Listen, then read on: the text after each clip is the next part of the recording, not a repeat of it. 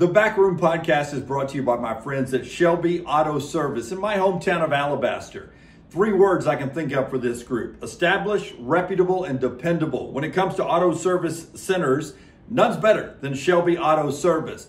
And listen, the whole team, the entire team is ASE certified mechanics. Whether it's routine or a complicated service, they can handle it. ShelbyAutoservice.com to get more details. ShelbyAutoservice.com.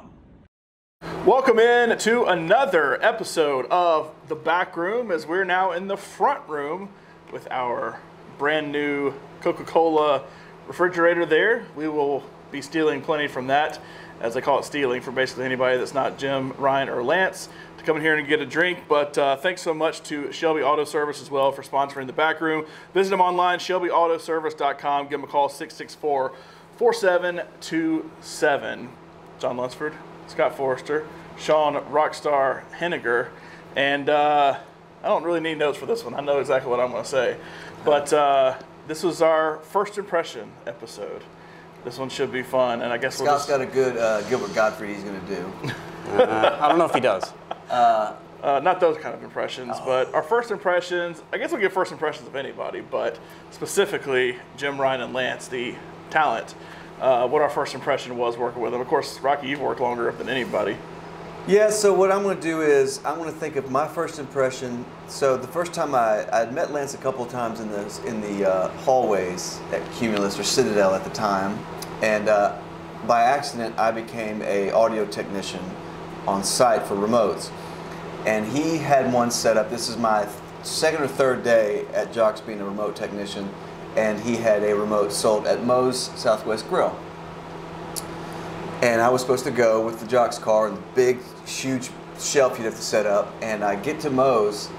I think there's only one Moe's, the one on Loner Road. Of course. I get there an hour early. But it's lunchtime too. It's noon, and or 11 to noon. That's what the round table was, 11 to noon. And I get there and I'm starting to set up, and the manager comes up to me and asks what I'm doing. I said, well, I'm here doing from Jocks. I'm here doing a remote. And he's like, we don't have a remote here, man. We don't have anything to do with that. So I called Jennifer Dixon, the promotions director, and she said it's in Lee Branch, which is very far on lunchtime on Warner Road.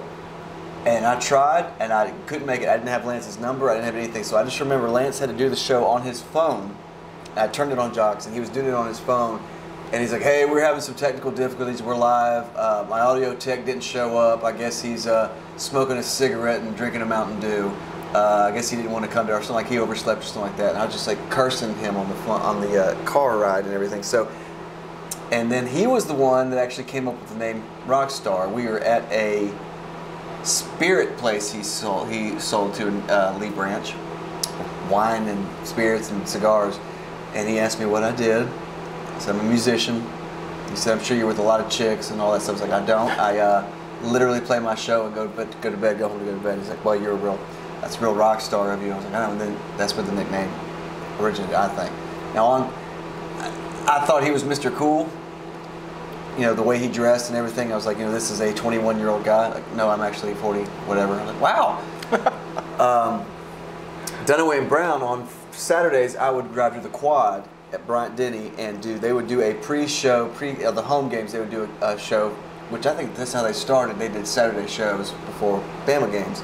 And I was an audio tech for that, and that's where I officially met Dunaway and Brown. And Brown was a little cocky. I will, at the time, because I remember Dunaway introduced me to him, and I was like, I had no idea who he was. I don't listen to sports radio. And he was like, well, this is Ryan Brown. I know he's now known his sense of humor. He was being smart, like, this is the Ryan Brown. And Brown had his sunglasses on, just kind of like observing everything. And didn't really talk to them that much. Did a couple of shows with them where I just set up the equipment and just sat down for 3 hours looking at my phone. Then they used me for different audio things. But Dunaway, I really didn't have, I knew who he was from TV, but at first impression it was nothing negative, nothing super positive, but like he was just a normal, like I met Jim Dunaway. So the only ones I really had impressions of were Mr. Cool, Lance, and Mr. Cocky, Brown. From the longest serving member of the round table to the shortest serving member of the round table / next round. I guess you're not anymore because Taylor is, but obviously, you know, through TV, like Rocky said, we all knew Jim through TV, but you worked in TV, and I'm sure you crossed paths with Jim, Brown, everybody.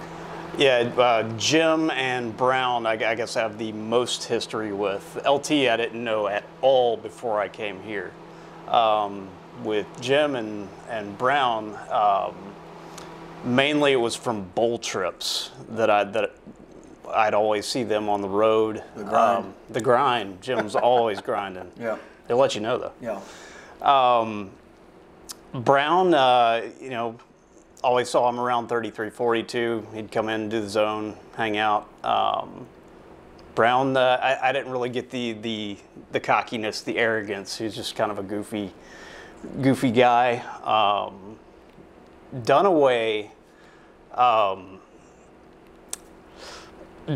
I guess I had heard more about Dunaway from others who had worked with him over the years. This is good.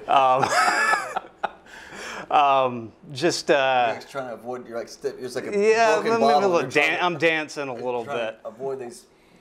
I had heard that Dunaway was hard to please. Yeah.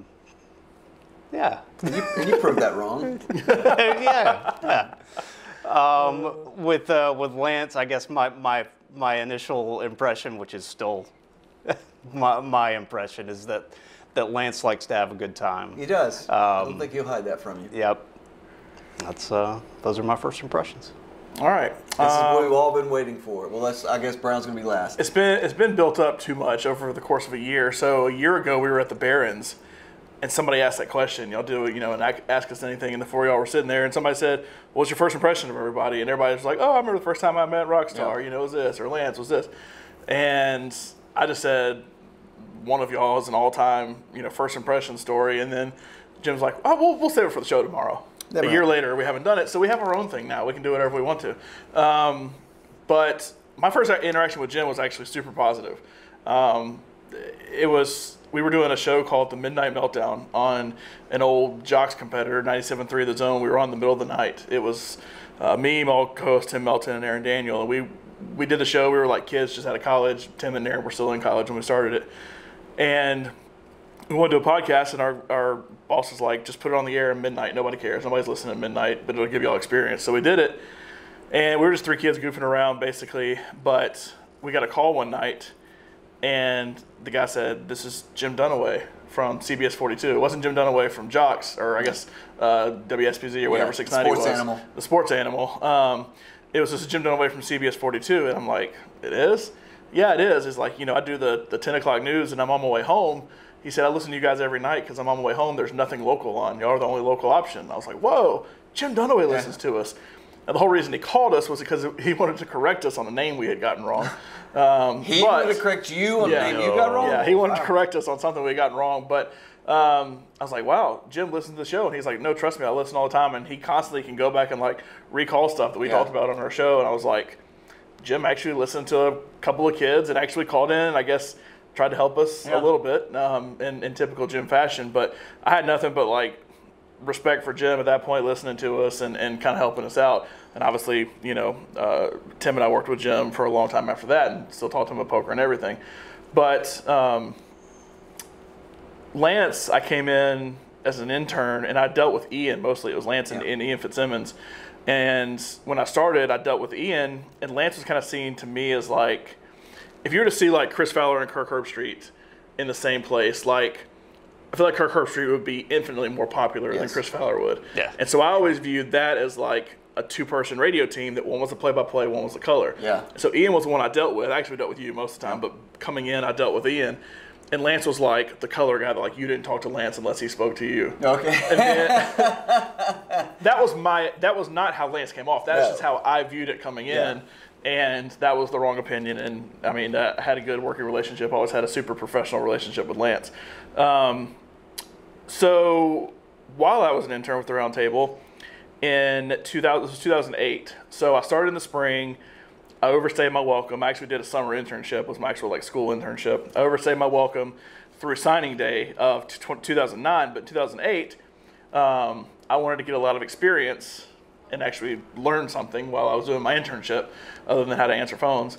And so I asked our boss, Ryan Haney, and Ian as well, hey, I'd love to go cover a game. Like, send me to a game. We always need cuts from the game and, audio only at the time.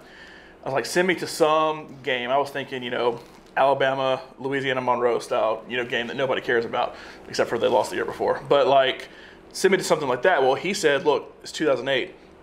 And 2008 was the beginning of Nick Saban's, and it was the second Reign year. of terror. But that was the good year he had. They ran the table. And so everybody at the station wanted to go cover Alabama. And I said, he knows I was an Alabama fan, obviously, but I was like, send me to Auburn. That's fine. I'd love to go cover Auburn. That was the downfall of Tuberville at Auburn. That was Tony Franklin's year. And so he sent me to Auburn, Tennessee. And I walked in, and I was completely lost. I had no idea what to do. And at the time, Ray Mellick was on the round table every whatever day it was, but he was always in studio. He'd always ride his motorcycle up there and be on the show. And at the time, I guess, writing for the Birmingham News. But he was always incredibly nice. He always would talk to me and Rockstar and all. He wasn't a big time guest coming in or anything. And Ray was always awesome. Yeah, I loved Ray. And so I had gotten to know him as an intern over that whole time. Well, I get to the game and I'm trying to act like I'm all professional. I have all my paper out on the desk, the old press box of Jordan Hare used to be in the middle, and all my paper, my laptop, and I went and bought all this audio equipment so I can get professional sound and everything. They didn't give me anything, obviously. And so 5 minutes before the game ends, they let you go down on the field. So I grabbed all my stuff, went down to the field, and I was completely lost. And Ray saw me and realized I was completely lost and was like, hey, John, I didn't know you came to these games. And I was like, oh, this is my first one. I'm so excited. And Ray took me under his wing and was like, here, let me show you where the press conference is. Let me help you with this. I'll help you get some players for audio. I mean, incredibly nice, incredibly helpful. I will always be eternally grateful to Ray Mellick for that. So that kind of got me going, and I kind of knew what to do at that point, that I didn't need my handheld anymore, but I did that first game. So that's the only game I did that year. I left my internship. I thought it was done. I moved on. I was a Birmingham Southern at the time. In 2009, same thing. Alabama was, on a tear. You could tell they were going to have potentially a national championship season. Everybody wanted to go to the Alabama game, so they called me again. We're like, hey, I know you're still interested in this. Would you like to go to, because I was injured at that point. I'm not playing football at Birmingham Southern anymore. And so it's would you like to go to another Auburn game? And I was like, sure. So they sent me to Auburn, West Virginia, because that was a big non-conference matchup. First year for Gene Chizik, all this stuff, because that Tennessee game, they won 14-12. It was the beginning of the end for Tony Franklin. They lost to Vanderbilt the next week, and everything fell apart. But I was like, heck yeah, Auburn, West Virginia, at Jordan Hare, I'll go to that. It was a monsoon. It was a miserable game to cover. But I got to go. I came back. I got audio. Everything was fine. I was a seasoned vet now that I had been to one game before. And they're like, this is great. You want to do some more? And I said, sure, I'll do some more games. So they sent me to Auburn, Kentucky, and at Jordan Hare. And Jacob Allison was in control of getting the credential for me. All right. Well, I get there. I gather up all my stuff. I drive down to Auburn the night before. I had a bunch of friends that went to Auburn, so I always stayed with them. My friends had moved into a house that was probably 4 miles away from the stadium, but they still walked to the game. And so I grabbed all my stuff and I walked 4 miles to the gate, 3 hours before the game started. Oh, I'm sorry, we don't have a credential for you. And I was like, no, it should be under Jacob Allison. Because all my credentials were under him, but I was the representative or whatever. No, we don't have a credential for you. I was like, what are you talking about? No, you're going to have to call your boss or something. So I called Ryan Haney, I called Jacob, everything. And they were all just basically like, oh, sorry, we never reached out and said you were going to be the one coming for this game. They had a season credential for the station. Whoops. Oh, no. And I was like, here it comes. What the hell? So I just lost it on the phone on Jacob that day, got super pissed off, grabbed all my stuff, walked back to my car, got in a car, drove home, was home before kickoff. I was furious. I could tell I was furious. So I just completely stopped communication with everybody at Jocks at that point.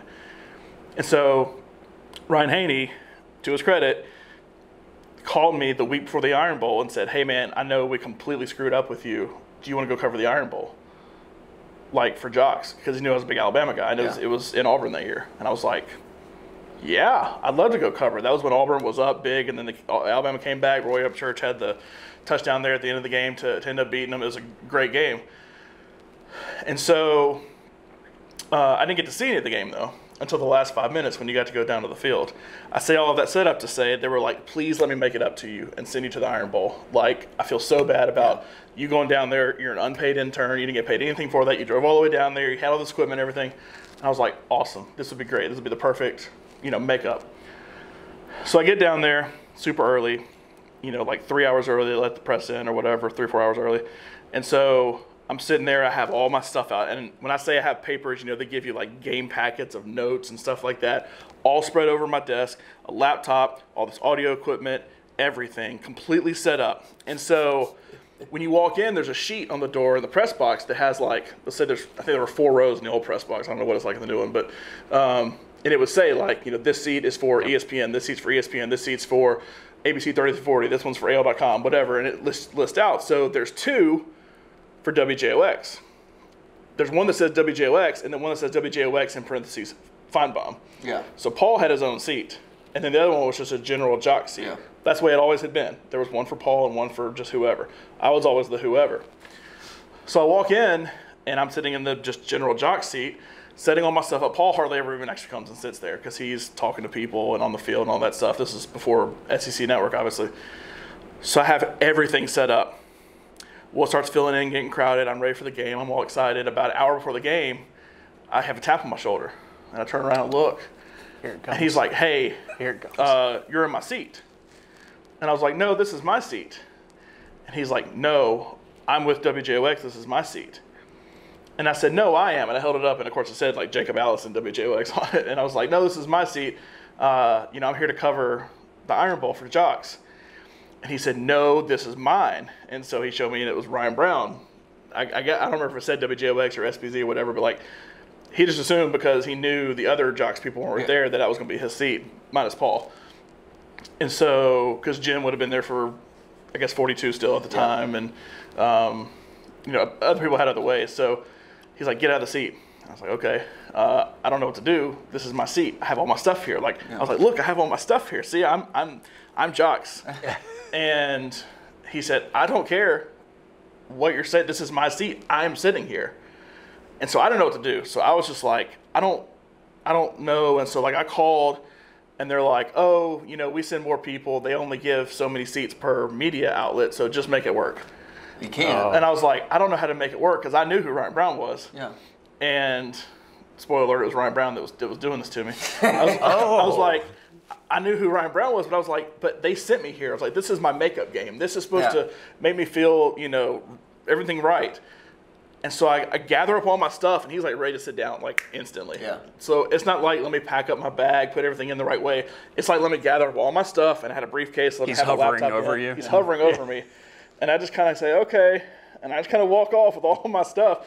He sits down in the seat, and so I don't know where to go. So I go up to the top, and there's like a worker. There's like students, I guess, that work up there, and I'm like, hey, I don't have a seat, and they're like, well, all the seats are filled. It's the Iron Bowl. Like you can go sit back there, and there's a place that they had like food in the back that, so like if this is the place where the food is, the press area went up and then down. So you had to like walk upstairs and then walk down to the press box area.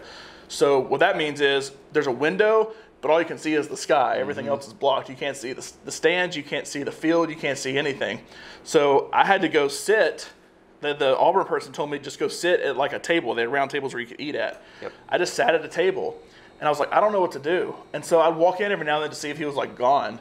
And he was only there like half the time sitting in the seat. But I kept leaning over and I'm like, what am I supposed to, I need to like work. I didn't really till like after the game, but I was like, I have all my stuff. What am I supposed to do? You just go sit right there. That's okay. That's like overflow seating. You can just go sit out there.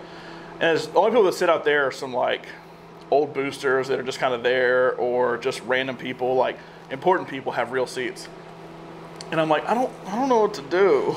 Like, I just sat there. Well, ended up being a great game, and I watched the whole thing on CBS. Of course. That was, of course, tape delayed. Like, by the time it actually got there, it was, a couple plays behind. Yeah, you can hear the crowd roar. I can hear the crowd roar. Then, what happened? Okay, no, not this play. That's Brad. Okay. He would know. Oh, there's the touchdown. Okay, that's what happened. I'm like, I felt like just absolute shit sitting there after I'd been kicked out of my seat. And all I could think is, why the hell do I want to be in sports journalism? why do I want to do this? I came to this last game, and they told me I didn't have a credential, and I had to go home because all I could do was just buy a ticket or go sit back at my friend's house and stare at the wall and watch the game at home. I was like, I'd just rather go home and just get it over with. And then I come to that, like, this is supposed to be my makeup. And then this dude comes and kicks me out of my seat, and I'm sitting back here, and it's like super upsetting, and I'm sitting here, I was like, I don't know why I want to go in this field. I don't want to be a sports journalist anymore. This is awful. I want to change. I had been a computer science major, and while I was an intern, I switched to journalism, which they didn't have at Birmingham Southern, but I put this whole plan together and everything, and I was like, I don't want to do this anymore. This is stupid. And it's like, it's all because of that jerk, Ryan Brown, and how mean he was to me. And I, like, despised Ryan Brown from that point until I came back to Jocks. This would have probably been 9 years ago now. I came back to Jocks, and now this is the part where Brown makes me say, look, I have had nothing but a perfect relationship with Ryan Brown. I love Ryan Brown, love working with him. Everything has been perfect. Brown has, I'll say, probably surprised me more than anybody with his entire venture. He doesn't just go play golf every day. He works his ass off. He does everything here. This is as much in existence because of him as much as anybody. But I was ready to, like, quit everything I was working towards at that point and completely give up on everything and just, I don't know, just stop and go back to be a computer science major and work in a cubicle somewhere and never see the light of day because he kicked me out of my seat. I had to go sit out there. Did he ever approach you again, like you're still here, like even make a joke, like it's a good game over here? I was just some kid. He kicked out that, like I was just taking his seat. Did y'all have contact again, like we all passed each other, going to the bathroom or something? No, like that? I would try to avoid him because I didn't want him to look down on me because I was trying to be like, I'm the professional media guy now. And when 5 minutes came, like I had all my stuff packed up, I just walked downstairs, and one of my friends was a Tiger rep, which was like the people who work with like the recruits and stuff when they come. And I hung out with him for the last 5 minutes of the game, and then I just tried to like avoid Brown like the plague when it came to like actually going to the press conference and everything. I was so upset. I was like furious. And that was the last game I ever did anything with Jocks until, it was the last time I did anything with Jocks until I came back to work there when Kelsey actually hired me back. But yeah, Brown was just a jerk that kicked me out of my seat and made me want to completely change all of my life's ambitions because of how mean he was. And it's because of what happened before that that made me pissed off like doubly that he didn't have nothing to do with the first part. But you don't mess with Ryan Brown and media credentials. No. At least it hasn't stuck with you for very long. No. Like, and the thing is, it's funny now to think about because, like, I do enjoy working with Brown so much, but, I mean, I wanted to kill Ryan Brown that day. Like, I cannot believe you did this to me. This is my makeup. They told me you'll have a credential, which I did. They told me you'll have a seat. You'll be able to sit there and enjoy the game and watch your favorite team, which I know I'm not going to cheer in the press box, but, like, you get to watch this game that you've wanted to see. It was the first time I'd been down to the Iron Bowl a couple times before, but not actually gone to the game when it was in Auburn. This is the first Iron Bowl I actually got to go in and into Jordan Hare and watch the Iron Bowl. And I didn't still get to watch it. I got to sit in the back and be mad about it the whole time and pout. But ended up being a great game. But you had to meet him again because he obviously forgot who you were. Yeah. Well, I asked him before we came on, and I'm like, do you remember the first time that you met me? Well, I don't know. It was probably something at Jocks. Like, he had no idea. So, do you remember the second time you met him where you started talking to him, like where it was actually, because he obviously didn't remember? Problem is, like, the second time I met him, and like I think I had met Jim before, but like was when I started working there. And the first thing we did was we came in, Kelsey and I, we started shooting like funny videos with all the shows and everything, like right when I started, and every host hated doing these videos. Really? But it was like, which it's the same now, but we were trying to shoot like these goofy videos with all the different shows and everything. We got the opening drive to do it, they hated it. The roundtable to do it, they hated it. Matt Scott to do it, they hated it. Matt Scott liked it a little bit more, but it was like, hey guys, we're here, we're gonna do this. And I just kind of had that in the back of my mind, and slowly but surely just kind of let the relationship develop however it was gonna develop. Obviously, already knowing Lance really well, knowing you really well, I could gravitate more towards the two of y'all and not have to deal with Brown. But, I mean, and Brown is the credential, and I realized very quickly Brown's like the credential king. And, like, he's the one that does all the work. He did all the work at Jocks to get everybody's credentials. He does all the work here to get everybody's credentials. Like, now I understand why he's like, I did the work, I get the seat. For all I know, he probably got Jacob Allison's credential that then got handed off to me.